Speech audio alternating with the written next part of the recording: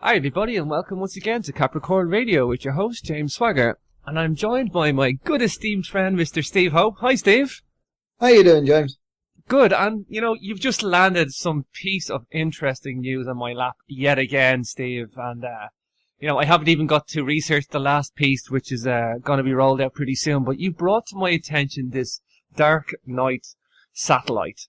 I want to do a quick newscast on it, Steve, just so people know about this. I think this is awesome, man. I don't know what it is yet. I want to just have a quick chat about it and roll the information out here for the public to investigate. Steve, what is this thing? What is going on, man? Well, I've been looking at it for about the last year because there was a YouTube clip that went up in January, and I think that's the first one I saw. But from looking at the archives of information that are available on the web, because it is really the sum of humanity's knowledge, if you want to see it that way. It's been around for about at least 3 years. People have been talking about it, and it seems to be some large metallic-shaped object in the atmosphere, just circling around in the atmosphere, that some people are claiming is 13,000 years old. So beyond that, I don't really have too much to say about it, but I think it's very interesting that there are the potential that we were incredibly advanced before, or we've been visited by people with advanced technology.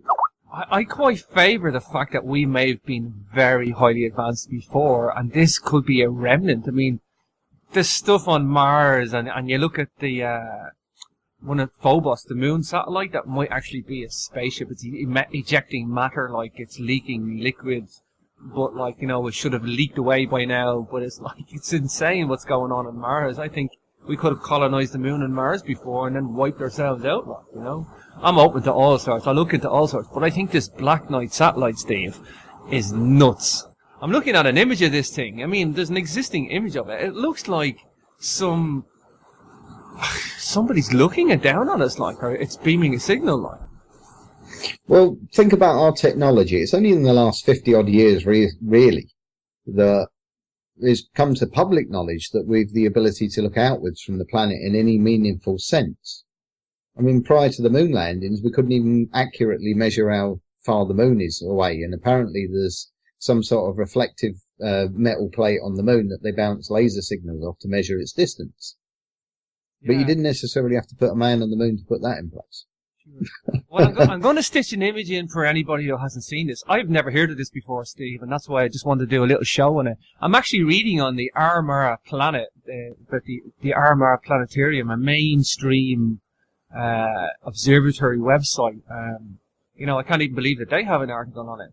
There's a NASA image existing of this thing. It's a mysterious, unidentified flying satellite. That's what it is. I mean, if NASA doesn't know what this is, and the Americans don't know what this is, I mean, what the hell is this thing like? Well, if they do know what it is, they're not telling us. Yeah, I mean, this is insane. This is like something in our backyard. This is creepy in a way. It doesn't matter if we designed this 13,000 years ago, wiped ourselves out, and then forgot about it, and we just rediscovered it. Even that's creepy, This whole thing's creepy. When you look at the image of this thing, Steve, it's like, man, this is something. Yeah, and the thing is, there's not just one picture. There's quite a few pictures from varying angles. Steve, I don't know if you ever looked at the glass objects on the moon, and that you can actually take pictures of the moon and see light being refracted, like a rainbow colours, like the spectrum. When light gets refracted. You've seen the photographs I've taken of the moon with a handheld DSLR. Well, I mean, you can take photographs of the moon with a 300mm lens on a standard 10.2 megapixel Pentax. And if you use a 2x multiplier on it as well, then you get an even better view. Yeah. But, I mean, I can photograph the moon well enough to see craters on it, so I could certainly see it well enough to see light reflecting from it. Look, if the thing about this thing is, though, whatever debate there is, do we have structures on the moon, or did we colonize the moon before? I know a lot of people talk about that. Maybe people say we never went to the moon, we couldn't get there. I don't know. I mean, there's the whole debate on that thing, and I'm open to looking into that. But here we have something orbiting the Earth. This is tangible, Steve. Oh yeah, I mean, it's close enough that you can literally fly up and have a look at it. Yeah. I mean, and it's black as well. I mean, what is it, like stealthy? It's like, is there somebody up there peeping on us, like? Well, could you imagine Virgin Galactic when they do their atmospheric flights? And if you look to the left, there's a 13,000-year-old unknown origin satellite which NASA seem to be completely baffled about. I know. The fact that NASA's baffled about this, Steve, this is what gets me.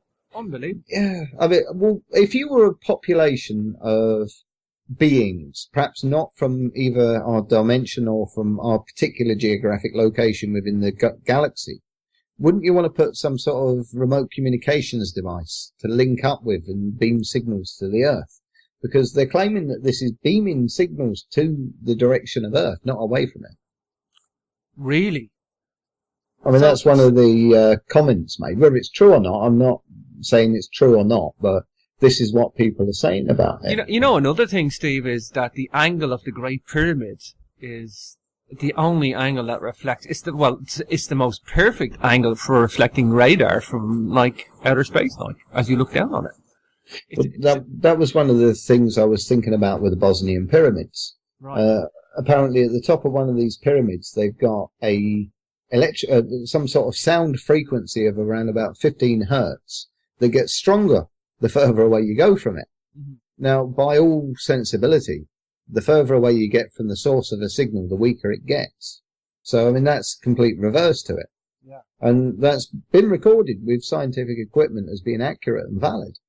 Wow. Now, if that satellite is about 13,000 years old and the Bosnian pyramids are dated around about 10,000 years old, is there a chance that the two of these could be linked together? That could be a communications relay system for transmitting data outside our solar system, or perhaps within it, though. I mean, if you're going to think about it logically, what is the purpose of having a satellite within the Earth's atmosphere? What would be the potential uses for it? Sure. You know, I'm going to leave a link in the YouTube description box here, Steve, for people to check out this satellite. But I want to just read this out. This is on armaghplanet.com, and I'm sitting in Northern Ireland, as you know, and not too far away from me is Armagh Planetarium, this observatory, and on their main website they have the image from NASA, and they have wrote this. Legend has it that in orbit around the Earth is a mysterious, dark object which dates to perhaps 13,000 years. Its origin and purpose are inscrutable. Dubbed the, quote, Black Knight, this elusive satellite has allegedly been beaming signals towards the Earth and inspected by NASA astronauts, yet only a few on Earth officially know of its existence. The origin of the ominous name is part of the enigma. It is impossible to discover who first called it this, or indeed why. Humans have only in the last 60 years had the technology to launch a man-made object into space, so what is the logical explanation of tales of an alien intruder on our doorstep? Question mark. I can't believe this. I mean, the fact of the matter is, there's a legend that it's there to 13,000 years. I mean, don't forget that's the Ice Age. That's when Göbekli Tepe was there. I think there was major havoc on the planet, not just in terms of the Ice Age, Steve. I think in terms of 30,000 years ago, I think there was major solar activity. I did a show with Dr. Robert Schock, and he talks about cosmic solar bursts. Might have just absolutely wiped out half our atmosphere and, you know, caused the Ice Age to come to an end and give us our last stint of global warming, which we talked about earlier. But, you know, why this 13,000 year label on it? Who did that? Why call it the Black Knight? You know, so mysterious. I mean, is this coming from NASA circles? Is these legends coming from the NASA inspection or NASA circles? Well, if NASA have been up to this and inspected it, I guarantee you they'd have video footage of it. So what are they not telling us? I mean, if an alien civilization visited our planet, say 13,000 years ago, as they were traveling through the solar system, which I'm sure there are entities and intelligence that are traveling around this galaxy or even this universe that we don't know about, that are far more advanced than us. Wouldn't it be logical if they dropped something into the atmosphere that was capable of surviving for long periods of time, that when we reached a certain level of development, we could use to communicate with them? Yeah, I mean, you can speculate about this stuff all day long, but when it comes down to it, is objects have reasons behind them, and what are the most logical reasons? But I mean, take the theories of Sherlock Holmes. I know he's a created fictional character, but he's still an intelligence behind that character that wrote him. And what was it? Once you have eliminated the obvious, then perhaps the unobvious is responsible. Well, exactly, Stephen. Here's the thing. As soon as you told me about the Black Knight, and I'm like, give me a look at the image, okay? So I'm looking at the image, Steve, and the first thing my brain does as a systems analyst, and you would appreciate this, is that I'm going through all the possible scenarios and trying to eliminate them till I can get to an answer. And I was like, well, is it Russian? Obviously, the first thing you're going to think, if the Americans don't know what it is, did the Russians put it up there for a spy thing, yeah? But the thing is, in the 1920s, anomalous signals were again detected by amateur radio operators. And that they were originally of earthly origin, but then their timing was bizarre. A signal would be received when a second repeated signal received a few seconds later. And these long-delayed echoes, these LDEs, were difficult to explain, even in terms of radio waves bouncing off the atmosphere. So these mysterious things are probably linked to this black satellite. So, in the 1920s, long before satellites were being put up. This is the key thing. Yeah. And there's evidence that the Black Knight's been up there since the 50s, like, and that, you know, it surfaced again in the newspapers in the 1960s. There was an unusual polar orbit, a black object up there. So this thing's been around a while. It's creeping into, you know, the newspapers and stuff like. There's reports of it there for a long time. This isn't just recent, Steve. No. I mean, if you look at some of the episodes of Star Trek Next Generation, and even the original Star Trek, I mean, I know it's fantasy, but it's still from human minds that have created this subject and content about monitoring other civilizations, but doing so in such a way that wouldn't intrude and break their prime directive of non-interference. That's it, Steve. The prime directive, yeah? Don't interfere, just monitor, see what these guys are at. So suddenly we've got this piece of technology or physical mass of something. Is it metal? Is it stone? I mean, we don't really know what it's made out of. We don't know what its purpose is, but we can extrapolate potential uses from its position. Now, is it there to communicate with us, or would it be there to stop us communicating with others? Because that's a potential use as well. I mean, think about the mobile phone blockers that you have. I mean, if they came here in the 1950s and they were realised that we were dumb enough to just transmit everything straight out into space, you know, put in some sort of blocking mechanism so we'd be safe from perhaps less than friendly members of the galaxy, might be an idea. The thing is, I have to dismiss it being Russian or American. I have to, like, because if the Russians don't know what this thing is and the Americans don't know what this thing is, there's only so many satellites up there, Steve. They have them all accounted for, yeah? I mean, and they've got sophisticated software that can track and monitor them as well. The thing is, if it's still operating, that's like not being decommissioned. That's the point, though. Yeah. Well, I mean, one of the ways we could do that is to start getting hold of the whole crystal valve radios and tuning through it to see what we can find it in. Yeah, that's what I used to do, Steve, in my early childhood. I used to build ham radio and amateur radio with the crystal valves. I'd be very interested to try and locate where that thing's at. See what type of signal it's given, like. But as a particular point of interest, I'd say that's one of the things that has sort of given me a real kick when I've seen it. Because, I mean, that isn't some fuzzy, blurry picture of somebody's upside-down colander hanging off a bit of fishing wire in the back garden. That's quite a clear picture. Oh, yeah, Steve. This thing is a very clear picture of an object in space that we don't know what it is. Yeah. It is in all effect a UFO, like an unidentified flying object. Or should I say an unidentified orbiting object, a UOO. Well, somebody said to me, I was reading an article and I was speaking to a couple of people about this, that there's a difference between alien and extraterrestrial. You know, extraterrestrial may be us. Yes. From a hugely developed past that have left the planet and are now coming back. And we think they're alien visitors because of their high level of technology. Or you've got the alternative of perhaps having a different species. It could be just us from the past. Yeah. Yeah, I'm totally open to that, Steve. I'm totally open to that. Why not? Well, I don't discard things just because somebody says, well, that can't be real. I mean, even down to global warming. When you use a mathematical model, as an engineer, I'm sure you realise, I mean, I did analysis myself to a lower level than engineering, but a mathematical model will only return the results based on the parameters that you enter into it. And we don't know all about the Earth yet.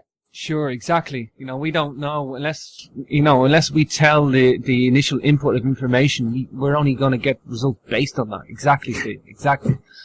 I mean, every single week it seems to be they're finding out something new about the weather or the crust of the Earth or the core of the Earth. So as these various different pieces of information are made available to us, we should really be updating them into the models, and they're not. Okay, Steve, we'll wrap it up with that. Man, what a fascinating subject, this. The Black Knight satellite mystery. Man, this is insane. You know, it's insane. That's because I've got time on my hands, mate. You've got too much time on your hands. Anything like this, Steve, again, please bring it my way. I love these little tidbits of news info you bring to me, so we'll leave it at that. You've looked at the Bosnian pyramids, haven't you? I have, actually, and and it's funny because I'm on this web page, Steve, right? I'm on this web page looking at this black satellite on armaplanet.com, and underneath the satellite image is a picture of Nikola Tesla, who was talking about signals coming from outer space and stuff like that. And Nikola Tesla was at the Bosnian pyramids, so obviously being Serbian origin, and he talked about frequencies, and they reckon he understood frequencies more than anybody else on the planet, like, you know. But he's been to the Bosnian pyramids. There's little wrote about it, but he had gone there and observed that frequency thing that you're talking about. Well, within transmission signals, there is a background white noise. Now, there was a load more links as well that I come across about strange sounds from all the different planets. I was chatting with Shaziz this morning for 4.5 hours. Yeah. Trying to explain him why it's just much easier to use anything other than Internet Explorer rather than trying to fix it to make it work. And he wasn't getting the message. And I said, I'm trained in... I did my MCSE on NT4, Microsoft Certified Systems Engineer, but never actually worked in Windows for a very good reason. I didn't want to spend my whole IT career patching up Microsoft's crappy operating system and browser. Yeah. Because that's what most of the jobs are. But I was trying to get it through to him that if you don't use Internet Explorer, then you don't have to worry about trying to jig it to work with third-party software they wouldn't release their source code to. Wow, this is stunning. I'm just looking at images of this thing, Steve. I've got to stitch some links in the YouTube description box for the listeners. If any listeners out there have got any more info on this or any thoughts, please get in touch. That's capricornradio.com, or just contact me on the YouTube channel. And I'll talk to you again soon, Steve. All right, cheers, mate. So, beyond that, I don't really have too much to say about it, but I think it's very interesting that there are the potential that we were incredibly advanced before, or we've been visited by people with advanced technology. I quite favour the fact that we may have been very highly advanced before, and this could be a remnant. I mean, there's stuff on Mars, and you look at the one at Phobos, the moon satellite, that might actually be a spaceship. It's ejecting matter, like it's leaking liquid, but like, you know, it should have leaked away by now. But it's like, it's insane what's going on Mars. I think we could have colonized the moon and Mars before and then wiped ourselves out, like, you know.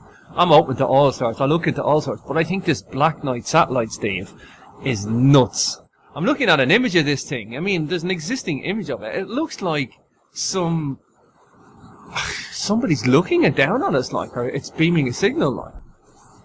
Well, think about our technology. It's only in the last 50-odd years, really, that it's come to public knowledge that we've the ability to look outwards from the planet in any meaningful sense.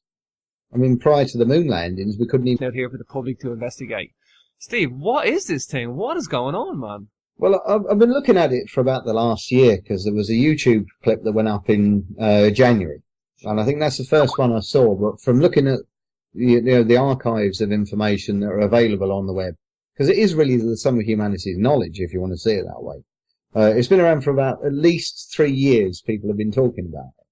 And it seems to be some large metallic-shaped object in the atmosphere, just circling around in the atmosphere, that some people are claiming is 13,000 years old. Hi, everybody, and welcome once again to Capricorn Radio with your host, James Swagger. And I'm joined by my good esteemed friend, Mr. Steve Ho. Hi, Steve. How you doing, James? Good, and, you know, you've just landed some piece of interesting news on my lap yet again, Steve, and, you know, I haven't even got to research the last piece, which is going to be rolled out pretty soon, but you brought to my attention this Dark Knight satellite. I want to do a quick newscast on it, Steve, just so people know about this. I think this is awesome, man. I don't know what it is yet. I want to just have a quick chat about it and roll the information. Accurately measure how far the moon is away, and apparently there's some sort of reflective metal plate on the moon that they bounce laser signals off to measure its distance. But you Yeah. didn't necessarily have to put a man on the moon to put that in place. Well, I'm going to stitch an image in for anybody who hasn't seen this. I've never heard of this before, Steve, and that's why I just wanted to do a little show on it. I'm actually reading on the Armagh Planet, the Armagh Planetarium, a mainstream observatory website. You know, I can't even believe that they have an article on it. The